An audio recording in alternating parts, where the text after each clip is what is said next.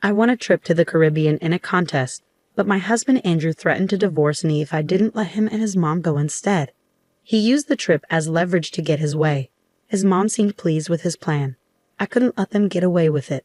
I'm determined to get back at them. My name's Lillian, and I'm 32 years old. I work a regular job and have a son named Andrew. I didn't really date much in college and didn't think much about romance until later. When I turned 30, my parents, worried about me, helped me find someone to marry. Andrew seemed like a good match. He cared a lot about his family, which was important to me too. We got married, and everyone was happy for us. It felt like a dream come true. About 6 months into our marriage, I got a bunch of calls from Andrew. He sounded really tired when I called him back. He told me his dad, Alfred, had collapsed at home and was rushed to the hospital. It was shocking news because Alfred had always been healthy. After Alfred passed away, Andrew became very attentive to his mom, who was now alone. He'd visit her every day, take her out for dinner or shopping, and even took time off work to go on a trip with her. It's not like he ignored me, but whenever there was a conflict in our plans, he'd choose to be with her. He'd say things like, "Sorry, Lillian, Mom needs me," or "We planned this with Mom a while ago." I'd agree, but deep down, I felt frustrated. Why was I always the one having to compromise? Wasn't Andrew's mom being a bit too demanding? No matter why Andrew is so attentive to his mom, it's clear he's really close to her. Apart from this issue, our marriage was fine. I just figured this was normal. My personal escape? Doing crossword puzzles with prizes. They were perfect for when Andrew was busy with his mom. Sometimes, I even win gift cards or food. One day, I won a big prize. 2 tickets to the Caribbean. I was so excited, I checked the win multiple times. But before contacting the airline, I had to decide who to take. My first thought was Andrew, but I hesitated. He often traveled with his mom, and I didn't want her to come along if I suggested we go together. After thinking it over, I decided to give the trip to my parents. On my way home, I stopped by my parents' place to share the exciting news. "Mom, guess what? I won tickets to the Caribbean," I exclaimed. Mom's eyes widened with delight. "Wow, that's fantastic. You and Andrew must be thrilled." I hesitated for a moment before replying, "Actually, I want you and Dad to have them." Mom was taken aback. "For us? Are you sure?" she asked, pleasantly surprised. "Absolutely. Andrew travels a lot already. I want you two to enjoy this opportunity," I explained. Mom was beaming with joy, but Dad seemed worried. "Dad looks concerned," I noticed. "Well, I have work, dear. It's a busy time of year for our company, so it's not ideal for me to be away," Dad explained. "That's too bad," I sighed. Then Dad had an idea. "Why not go with Olivia instead? It was your prize originally, right? Go and have some quality time with her," he suggested. Mom eagerly agreed, saying, "That sounds wonderful." Feeling excited and grateful, I applied for leave the next day, which was quickly approved. I then contacted the airline to let them know my parents would be using the tickets.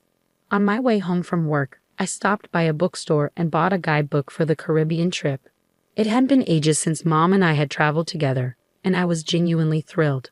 But when I got home, something unexpected awaited me. "I'm home," I announced as I walked in, surprised to see the lights on. I assumed Andrew was there, but instead of his shoes, I spotted a familiar pair of women's shoes at the entrance. As I wondered, Matilda emerged from the living room. "Lillian, do you know what time it is?" she scolded. "Oh, Matilda, I didn't realize you were here," I replied. "It's not just about me being here. It's late and Andrew will be back soon," she continued. "I'm sorry, I'll make dinner right away," I apologized. But Matilda didn't stop there. She criticized me for not making the bed and questioned if I took my role as a daughter-in-law seriously. Matilda sighed, blaming my working for the situation. According to her, I should prioritize home over work. She had a key to our place and often dropped by unexpectedly since she lived nearby. Matilda held old-fashioned beliefs about a daughter-in-law's role, expecting me to serve Andrew and the family without question. Her constant criticism made it hard for me to warm up to her. As I unpacked and began making dinner, Matilda suddenly exclaimed, "Wait, what's this, Lillian? Are you planning a trip to the Caribbean?" She had found the guidebook I had just bought.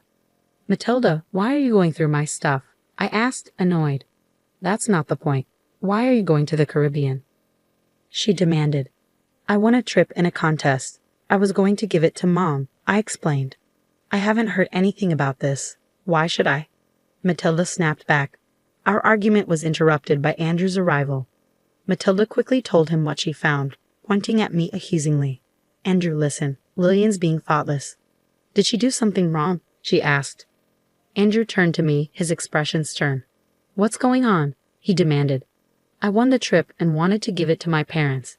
But since Dad can't go, you're going with Mom. I replied calmly. Why didn't you talk to me about this? It's my prize, Andrew said, looking frustrated. What's the big deal? You always travel with Matilda, I retorted. It's not the same. Mom and I only go on trips within the country. We haven't been abroad in years. How could you decide this without talking to me? Andrew slammed his hand on the table, cutting me off. You're getting too bold for a daughter-in-law. Mom and I are going. You stay home. Mommy, I couldn't hide my disdain at Andrew's childish word choice. Wait a minute. This trip, you've had enough. If you're not happy, let's talk about divorce. Divorce? I couldn't believe what I was hearing. Threatening divorce over something like this seemed absurd to me. Fuming, I shot back. I won this trip fair and square. I've already decided to give it to my own mom. Can't you just pick up on the signals for once? Mom wants to go. When does it end with putting Matilda first? You never think about how I feel. I don't care how you feel. Like I said, this trip is for me and Mommy. Stay home and behave. Andrew insisted coldly. My affection for Andrew was quickly fading. It was clear I ranked lower than Matilda in his eyes. I couldn't keep dealing with their ridiculous dynamic, so I calmly told Andrew, fine, do what you want and enjoy your trip. You should have listened in the first place. Do what you want, Andrew replied dismissively, a far cry from the caring Andrew I once knew. Meanwhile, Matilda looked smug and victorious. I decided to leave the house while they were away on their trip. I resolved to let Andrew and Matilda have their vacation this time. The next day, I called the airline to change the names on the tickets to Andrew and his mom. But the operator sounded worried as they told me, I'm sorry, but once the participants are confirmed, we can't change them. Is that so? I asked, feeling disappointed. Yes. Plus, this ticket requires the actual winner to be one of the travelers. So if it's your husband and mother-in-law, the ticket won't work, the operator explained. So, if I don't go, the ticket is useless, I clarified. Exactly. Please check the documents we sent you. They mentioned this condition, they advised. After reviewing the documents, I found out that only the winner could use the ticket, and it couldn't be transferred. I explained this to the operator and decided not to go on the trip without telling Andrew and Matilda. Instead, I made plans to let them travel at their own expense. That evening, when I got back from work, I casually brought up the Caribbean trip to Andrew. Hey, about the trip? I started. Yeah? Did you talk to the airline? Are Mommy and I all set to go? Andrew asked eagerly. I did call them. Here are the winning documents and the tickets. I only need the tickets. I won't bother reading the documents, I replied. But there might be important details in there, especially since it's an international trip, Andrew suggested. I don't think I need to. Mommy and I have got it covered. We're efficient, unlike you, I retorted. Fine, whatever. I'll leave them here just in case, Andrew said, sounding annoyed. As I expected, Andrew didn't bother to read the documents. On the day of the trip, after making sure Andrew had left, I packed my bags and went to my parents' house. While unpacking, as I anticipated, I got a call from Andrew. As soon as I picked up, he started shouting. Hey, what's going on? They're saying the ticket can't be used, he exclaimed. That's right. If the winner doesn't go, the ticket is invalid, I explained calmly. What? Why didn't you tell me this earlier? Andrew demanded. I did tell you, remember? I mentioned it might be a good idea to read the instructions, I reminded him. You mean it was written in those documents he gave me? Andrew asked, sounding frustrated. Exactly. It's your fault for not reading. This is ridiculous. So how are we supposed to get to the Caribbean? Andrew asked, his tone getting more agitated.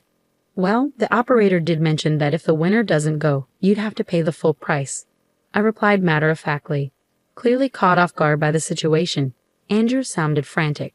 I could hear Matilda's voice in the background, indicating they were both in distress. Andrew, what did Lillian say? Matilda demanded. Mommy, if Lillian doesn't have to pay for the trip. Andrew started to explain before handing the phone to Matilda. Let me talk to her. I can't deal with this anymore, she demanded. I decided to let them sort it out themselves and hung up silently. It didn't take long before Andrew called back. Hello, I answered, expecting more drama. What is it now? I'm busy, I said coldly. It's not. What is it? Andrew sounded flustered. I tried to buy the tickets, but the credit card isn't working, he explained. Huh? I don't know anything about your card, I replied, puzzled. It's not mine.